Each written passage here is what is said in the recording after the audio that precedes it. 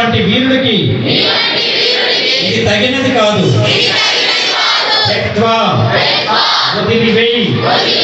ఉత్తిష్ట లే యుద్ధం చెయ్యి పరంతప. ఎవరి పేరు వింటే శత్రువులు గడగడ గడగడ వణికిపోతారో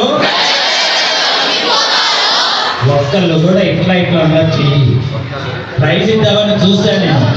ఒక్కళ్ళు కూడా ఇలా ఇలా ఇలా ఇలా ఎవరన్నా చెప్పండి. గడగడ గడగడ వణికిపోతారు. అటువంటి ఓ అర్జున లే యుద్ధం చెయ్యి అని ఎవరితో చెప్పారు? శ్రీకృష్ణుడు అర్జునుడితో చెప్పారు. అర్జునుడు ఇప్పుడు ఎవరు? మనమే. మనం యుద్ధం చెయ్యాలి. అర్జునుడికి కౌరవులు ఉన్నారు, మరి మనకెవరున్నారు?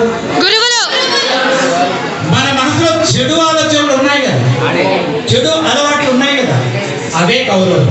వాడితో యుద్ధం చెయ్యాలి. వాడితో యుద్ధం చేసి మనం గెలవాలా ఓడిపోవాలా?